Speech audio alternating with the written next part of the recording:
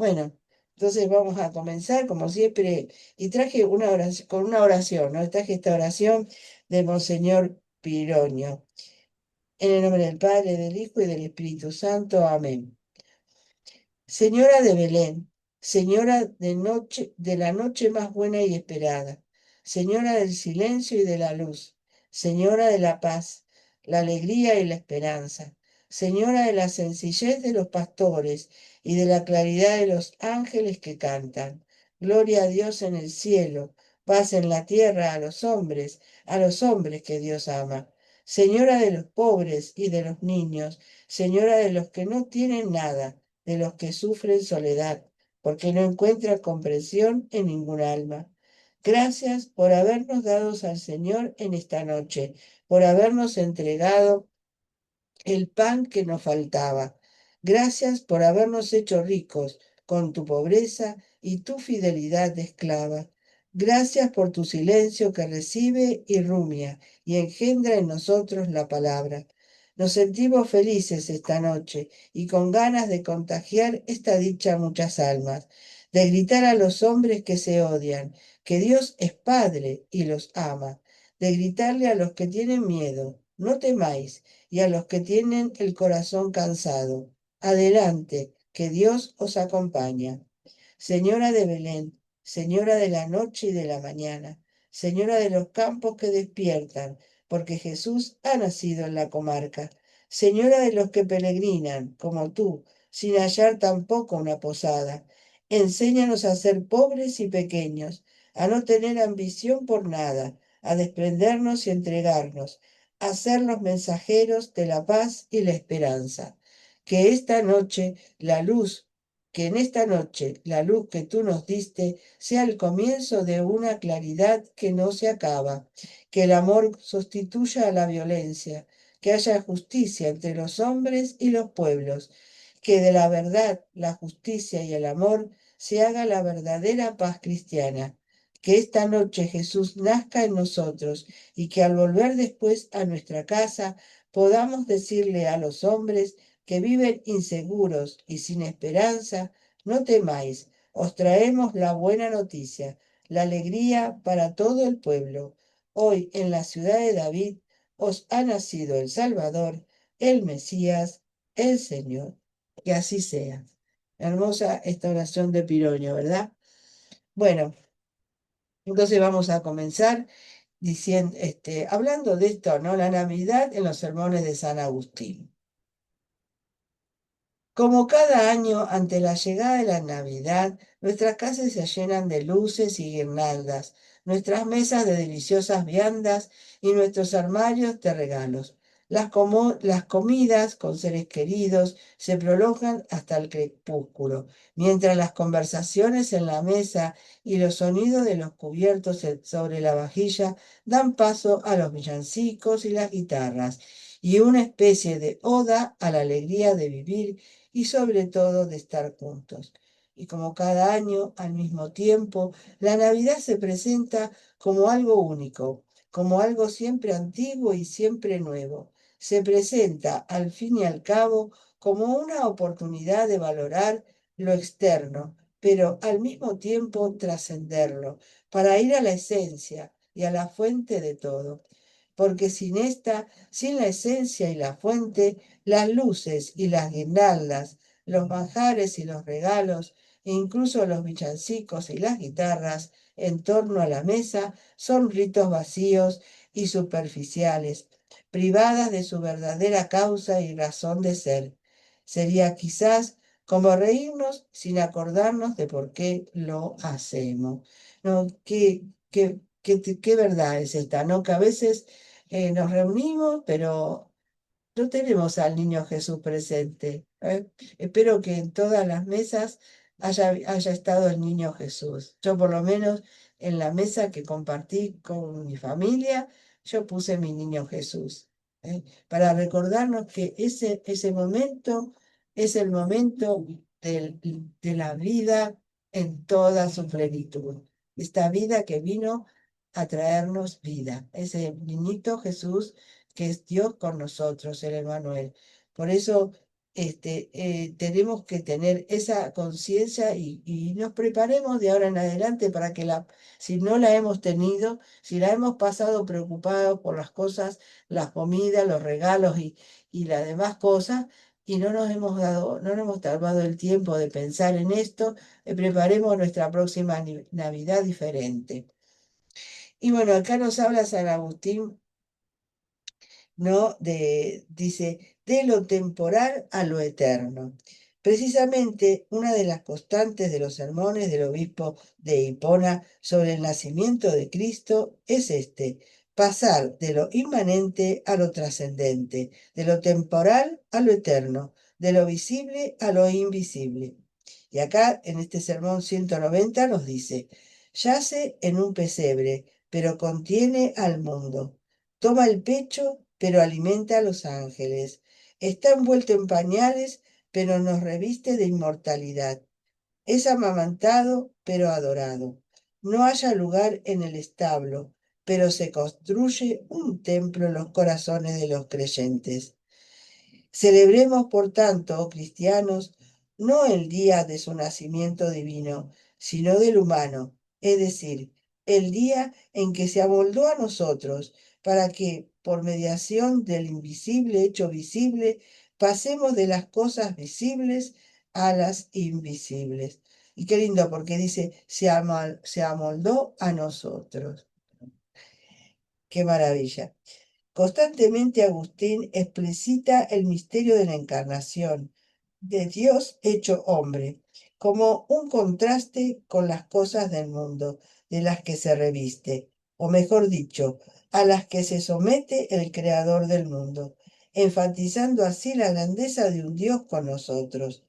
Esta continua contraposición, de hecho, desemboca constantemente en el amor de Dios por los hombres, que puso su morada en medio de nosotros. Y así nos dice San Agustín. Así pues, aquella palabra única de Dios, aquella vida, aquella luz de los hombres, es el día eterno.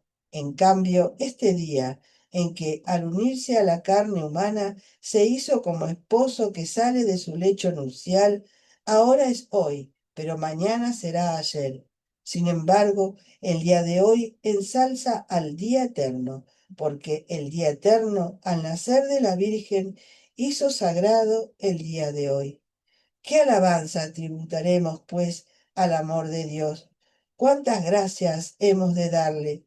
Tanto nos amó que por nosotros fue hecho en el tiempo aquel que por quien fueron hechos todos los tiempos, y en este mundo fue menor en edad que muchos de sus siervos, en el que era más antiguo que el mundo por su eternidad. ¿Dónde te hallas por mí? En un establo angosto, envuelto en pañales, en un pesebre. ¿Dónde te hallas por mí? Dice San Agustín, se pregunta, ¿no? Por ese amor de Dios que ha querido estar en este establo, dice angosto, envuelto en pañales y en un pesebre. Esta es una ternura imposible de pensar, ¿no? Ante semejantes maravillas, la consecuencia necesaria de este misterio de salvación por el que Dios se ha hecho hombre para salvar al hombre es la exultación y el gozo. Ciertamente, frente a la grandeza de Dios y ante el desborde de gracias para con los hombres, la única respuesta posible del cristiano es la del Magnífica, proclamar la grandeza del Señor porque se hace presente en nuestra debilidad y en nuestra pequeñez. Por tanto, celebremos el nacimiento del Señor con la asistencia y aire de fiesta que merece. Exultad de gozo vosotros, los justos, ha nacido el que os justifica. Exultad vosotros, los débiles y los enfermos, ha nacido el que os sana. Exultad vosotros, los cautivos, ha nacido el que os redime. Exulten los siervos, ha nacido el Señor. Exulten los hombres libres, ha nacido el que los libera. Exulten todos los cristianos, ha nacido Cristo. Sermón Sermón 184. Para San Agustín, por tanto, no se entiende la Navidad sin la alegría. Sin embargo, esta alegría solo puede ser recibida y celebrada si se posee un corazón humilde, capaz de reconocer la propia debilidad y la grandeza del acontecimiento de Dios hecho hombre. De lo contrario, no hay posibilidad alguna de regocijo. Y nos dice San Agustín, un año más ha brillado para nosotros y hemos de celebrarlo hoy, el nacimiento de nuestro Señor Jesucristo, gracias al cual la verdad ha brotado de la tierra y el día del día ha venido a nuestro día. Alegrémonos y regocijémonos en él. La fe cristiana atesora lo que nos ha aportado la humildad de persona tan excelsa, de lo que está vacío el corazón de los incrédulos, dado que Dios escondió estas cosas a los sabios e inteligentes y las reveló a los pequeños. Posean, por tanto, los humildes la humildad de Dios para llegar con tan grande ayuda, cual montura para su debilidad, a la excelencia de Dios. En cambio, aquellos sabios y prudentes que buscan la sublimidad de Dios sin creer en su humildad, al prescindir de ésta, tampoco alcanzan aquella. Por su vaciedad y levedad, su hinchazón y altivez, quedaron como colgados entre el cielo y la tierra, en el espacio intermedio propio del viento. Son sabios e inteligentes, pero según este mundo, no según el creador del mundo. Y es la verdad, si no nos, no nos hacemos humildes y pequeños, no podemos comprender este misterio y alegrarnos, ¿no? No podemos estar alegres el día de Navidad, ¿no? Si no, no somos humildes, si no vemos en esa humildad de Dios y nos regocijamos por eso, ¿no? Ese Dios todopoderoso, que contiene al mundo, se hizo uno de nosotros, tomando nuestra fragilidad, nuestra pequeñez, para elevarla, para elevarla a la divinidad. Solo de esta manera la Navidad será una celebración de júbilo en el sentido pleno, ya que sin la conciencia de este amor y la humildad para reconocerlo, nos seguirá faltando el vino y nuestra fiesta no será fiesta. Corramos pues con San Agustín a adorar a aquel que quiso ser hombre por nosotros, convertido en niño para que crezcamos con él. Qué hermoso estar, acercarnos de vivir con Dios. Este misterio es también, y seguir viviéndolo, ¿eh? Ahora que terminamos la Navidad, seguimos viviéndolo, ¿no? Creciendo, porque así vamos también a escuchar en nuestras homilías, en nuestras lecturas diarias, cómo también el niño Jesús fue creciendo, ¿eh? Fue creciendo. Hoy lo vemos en este momento en que la Sagrada Familia tiene que salir a Egipto porque lo persigue Herodes para matarlo, ¿no? Entonces, vamos a ir contemplando este crecimiento del niño Dios y cuánto ha tenido que compartir con nosotros tantos peligros y tantas injusticias y tantos dolores y sufrimientos, ¿eh? Pero para acompañarnos a nosotros, para hacernos uno con Él, quiso ser uno con nosotros, para acompañarnos en todas nuestras tribulaciones y nuestros sufrimientos. Bueno, otro de los sermones dice así: Mirad, hecho hombre al creador del hombre, para que mamase leche el que gobierna el mundo sideral, para que tuviese hambre el pan, para que tuviese sed la fuente, y durmiese la luz, y el camino se fatigase en el viaje, y la verdad, o sea, el camino se fatigase en el viaje, y la verdad fuese acusada por falsos testigos, y el juez de vivos y muertos fuera juzgado por juez mortal, y la justicia condenada por los injustos, y la disciplina fuera azotada con látigos, y el racimo de uva fuera coronado de espinas, y el cimiento colgado en el madero. La virtud se enflaqueciera, la salud fuera herida y muriese la misma vida. Eso, todo eso quiso Dios padecer por nosotros. Todo esto que nos dice acá San Agustín, que es hermoso, que es, bueno, que no sé si vale la pena volverlo a repetir, ¿no? Porque está precioso. Mirad, hecho hombre al creador del hombre para mamás, para que mamá se le eche el que gobierna el mundo sideral, para que tuviese hambre el pan, para que tuviese sed la fuente, y durmiese la luz, y el camino se fatigase en el viaje, y la verdad fuese acusada por falsos testigos, y el juez de vivos y muertos fuera juzgado por juez mortal, y la justicia condenada por los injustos, y la disciplina fuera azotada con látigos, y el racimo de uva fuera coronado de espinas, y el cimiento colgado en el madero. La virtud se enflaqueciera, la salud fuera herida y muriese la misma vida. Todo eso quiso padecer nuestro Dios por nosotros, por amor. De maravilla en maravilla, de paradoja en paradoja, San Agustín va a dar siempre en la humildad de Dios, de tanto escándalo para los paganos. Y nos dice, es la misma humildad la que da en rostro a los paganos. Por eso nos insultan y dicen, ¿qué Dios es ese que adoráis vosotros? ¿Un Dios que ha nacido? ¿Qué Dios adoráis vosotros? ¿Un Dios que ha sido crucificado? La humildad de Cristo desgarra a los soberbios, pero si a ti, cristiano, te agrada, imítala. Si le imitas, no trabajarás, porque Él dijo, venid a mí todos los que estáis cargados. Qué hermoso, ¿verdad?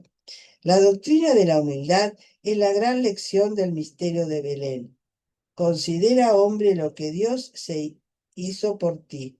Reconoce la doctrina de tan grande humildad aún en un niño que no habla. Juntamente con el Hijo de Dios y su Madre siempre Virgen, en el Belén agustiniano está presente la Iglesia o la humanidad entera que salta de júbilo.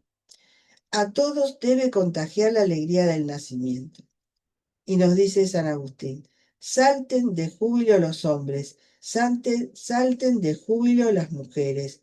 Cristo nació varón y nació de mujer, y ambos sexos son honrados en él. Retosad de placer, niños santos, que elegiste principalmente a Cristo para imitarle en el camino de la pureza. Brincad de alegría, vírgenes santa, la Virgen ha dado a luz para vosotras, para desposaros con él sin corrupción. ¿No? Qué hermoso esto de que acá dice Agustín, no tanto que a veces se hablan acá de que de que la mujer, bueno, somos inferiores y todo, ¿no? Dice acá, Cristo nació varón y nació de mujer, y ambos sexos son honrados en él. La alegría, pues, tiene una expresión de desbordamiento incontenible en el Belén de San Agustín. Para toda clase de personas, toda la humanidad tiene parte en este gozo. Todos los grados de los miembros fieles contribuyeron a ofrecer a la cabeza lo que por su gracia pudieron llevarle. Aunque el nombre de Epifanía, porque va a hablar de la Epifanía del Señor, aunque el nombre de Epifanía se reserva hoy para la festividad de los magos, en un principio comprendía las dos fiestas del nacimiento y de la adoración de los magos, porque los dos días pertenecen a la manifestación de Cristo. Primero se manifestó visiblemente su carne a los judíos y luego a los gentiles, representado por los magos de Oriente. Desde entonces, el recién nacido comenzó a ser piedra angular de la profecía donde se juntaban las dos paredes, los judíos y los gentiles. Las grandes paradojas de Belén continúan en este misterio. Y nos dice San Agustín, y con esto termino. ¿Quién es este rey tan pequeño y tan grande que no ha abierto aún la boca en la tierra y está ya proclamando edictos en el cielo? El misterio del niño Dios se enriquecía de nuevas luces. Yacía en el pesebre y atraía a los magos del oriente. Se ocultaba en un establo y era dado a conocer en el cielo, para que, por medio de él, fuera manifestado en el establo y así este día se llamase Epifanía, que quiere decir manifestación, con lo que recomienda su grandeza y su humildad para quien era indicado por claras señales en el cielo abierto, fuese buscado y hallado en la angostura del pesebre, y el imponente de miembros infantiles, envuelto en pañales infantiles, fuera adorado por los magos, temido por los malos. Entonces, la Epifanía, que significa manifestación de Dios, ¿no? Antes se celebraban tanto el nacimiento como la adoración de los magos como una sola fiesta, como una sola manifestación. Bueno, ahora sabemos que está dividida, ¿no? Primero celebramos el nacimiento y ahora el 6 de enero celebraremos la Epifanía a los magos. Es esta manifestación a estos, como dice acá San Agustín, que nos representan a todos nosotros, que somos los gentiles, los que ahora formamos también parte de este pueblo de Dios. Bueno, bueno, he querido traer de estas cosas tan lindas que nos dice San Agustín para que, bueno, vayamos preparando la próxima Navidad con esos sentimientos, ¿no? De humildad, de agradecimiento, de contemplación de este niño Dios que, bueno, ha nacido en un establo, ¿no? Para nuestra salvación. Bueno, y ahora lo que yo quería también compartir con ustedes es porque nosotros ahora en muchos lugares tenemos, bueno, preparamos nuestro Belén, nuestro pesebre, ¿no? Y también todas en nuestras parroquias preparamos el pesebre viviente. Y bueno, esto tiene inicio en San Francisco de Asís. Y eso es lo que les voy a comentar yo ahora.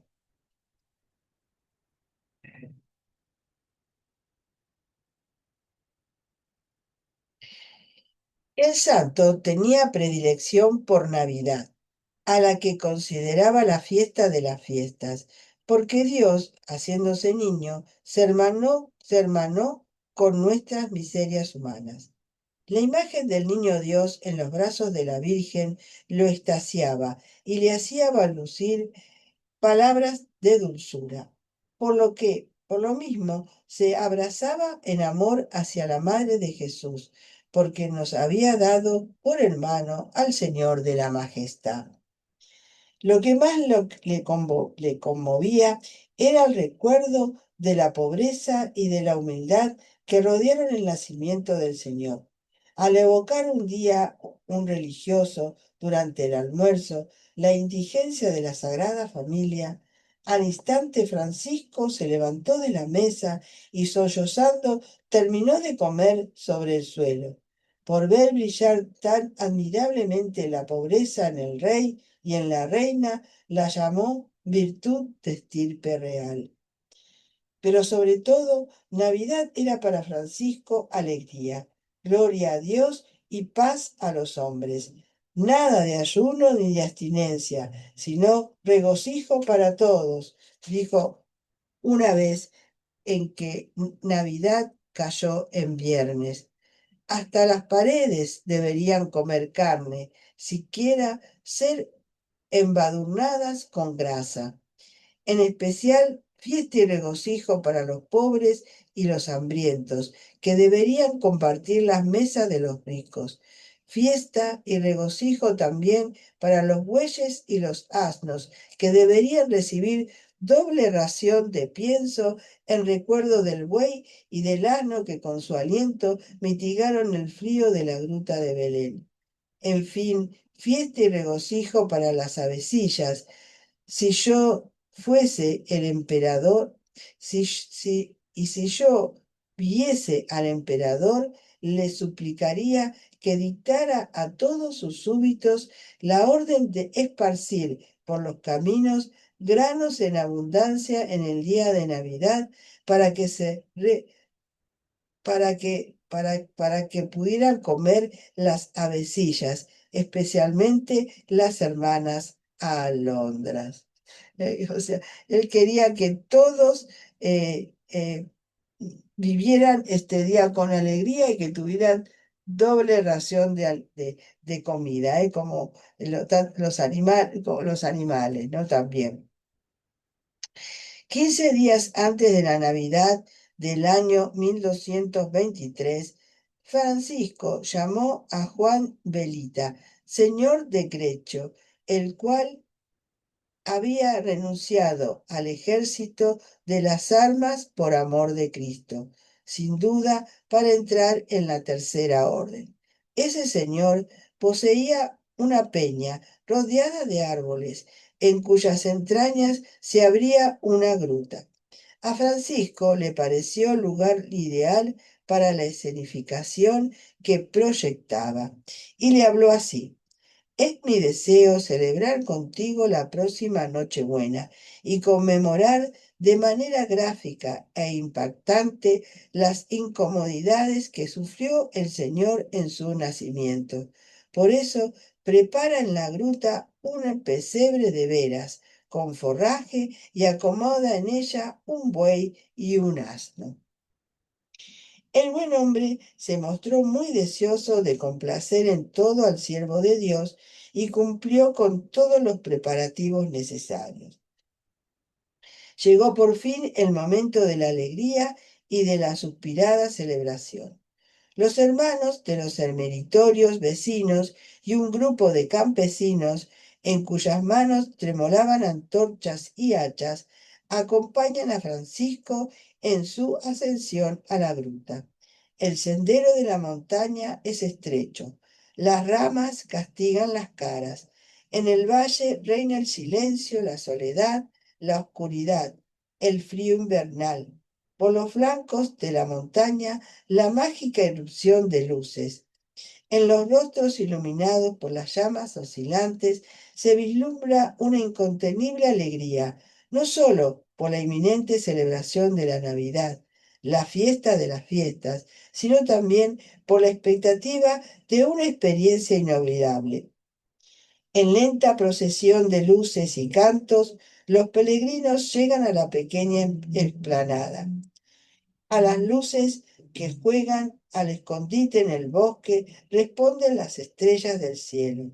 Unas y otras forman la doble guirnalda terrenal y celestial para gloria del Niño Dios. Tomás de Celano, en la descripción de la escena, despliega toda la policromía de una paleta exuberante. Llegan después los pueblos y animan con nuevo entusiasmo y fervor aquel admirable misterio, y la noche queda iluminada como de día. No compartimos esa pirotecnia verbal con otros historiadores. Opinamos que al primer cronista se le fue la mano y que ese acontecimiento se desarrolló dentro de un marco de modestas proporciones. Ya, porque este Tomás de Celano, que es un historiador de San Francisco, ¿no? Él le puso muchas notas a este relato, ¿no? Pero parece que fue un poquito más modesto. Bueno, dice así, el esplendor de esa noche buena no estaba tanto en la iluminación a día ni a una masiva participación popular, sino en la gran fe de ese racimo de creyentes, en la emoción estática de Francisco y en la absoluta novedad de esa escenificación, ya que era una primicia. Por primera vez en la historia se representaba al vivo y dramáticamente el misterio del nacimiento de Jesús. Ahí, he ahí toda la genial intuición y originalidad de Francisco. Mientras los hermanos alternan el rezo de los salmos con los cantos jubilosos que resuenan en los faldeos del valle, Francisco contempla absorto el pesebre, suspira abiertamente y se le adivina anegado en un mar de delicias celestiales. A medianoche comienza la misa. Francisco asiste como diácono, canta el Evangelio y predica al pueblo. Recordemos que San Francisco nunca fue sacerdote, ¿no? Sino fue diácono y es el que encargado de predicar el Evangelio y bueno, de leer el Evangelio, como todos los diáconos, en la misa y la predica. Dice, su voz es insinuante y dulce, clara y sonora. Al hablar del rey pobre que nació en la insignificante aldea de Belén, pronuncia palabras dulcísimas. Ora lo llama Jesús. Ora el niño de Belén. Pronuncia Belén como un tierno balido de cordero.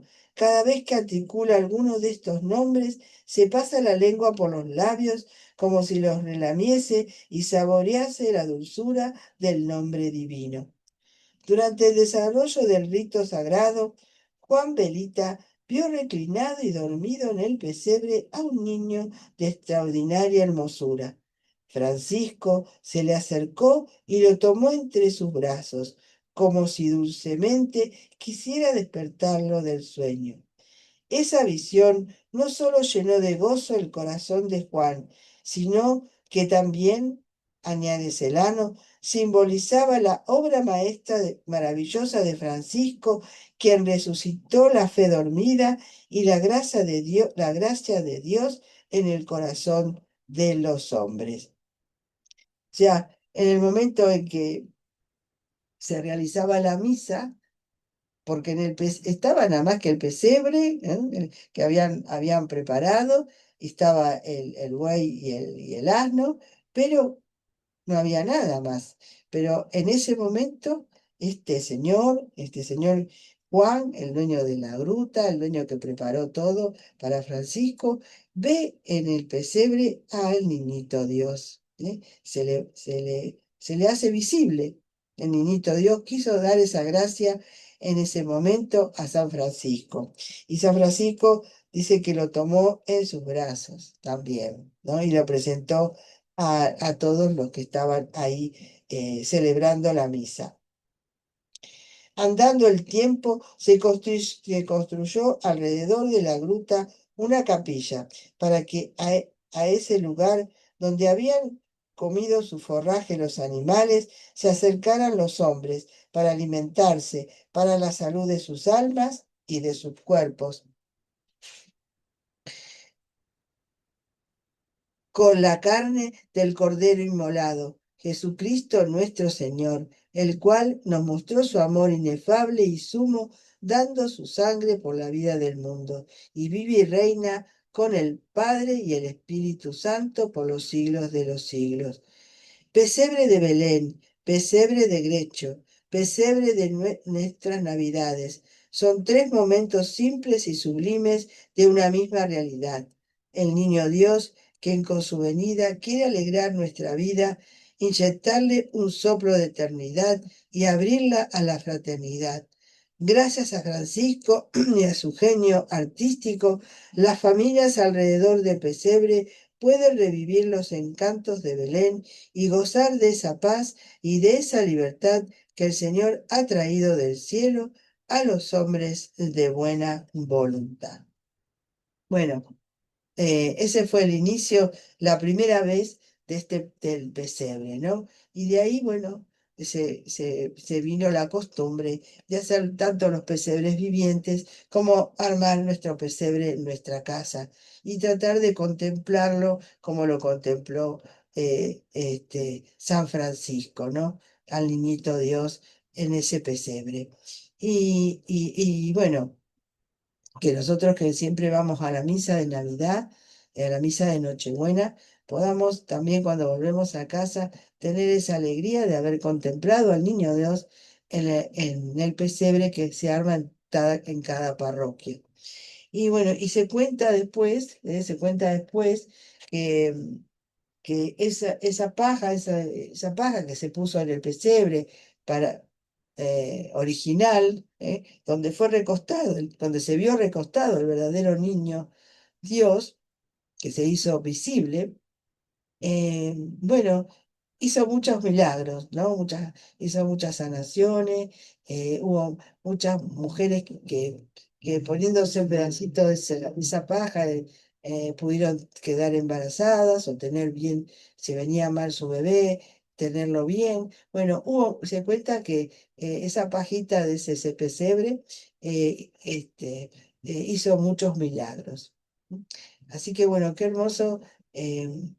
Poder saber un poquito más sobre esta Navidad, ¿no? Y tenerlo, guardarla en nuestro corazón, guardarla en nuestro corazón para que, bueno, si no lo hemos sabido vivir todavía también, así como nos ha explicado San Agustín y como nos ha abierto esa imaginación hermosa de San Francisco, pues vamos a preparar nuestra próxima Navidad para que en ese día sí podamos vivirla de esta forma. Bueno, gracias por escucharme y bueno, vamos a terminar dándole gracias a María que dijo su sí y con su sí nos hizo nacer a este niño Dios para que podamos nosotros ser salvados, sanados, alimentados y bueno, y que se nos abrió la puerta del cielo.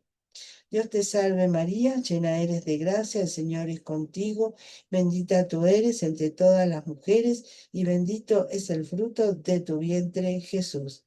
Santa María, Madre de Dios, ruega por nosotros pecadores, ahora y en la hora de nuestra muerte. Amén. En el nombre del Padre, del Hijo y del Espíritu Santo. Amén. Bueno, gracias Solá por el aguante y a todos los que van a ver este video, que hayan disfrutado un poquito de esta historia y que, bueno, como digo yo, preparemos nuestra Navidad próxima con esas intenciones, de humildad, de agradecimiento y de amor por este Dios que nos ama tanto. Gracias, Isa. Un beso grande. Que tengan buenas noches y bueno, una hermosa semana.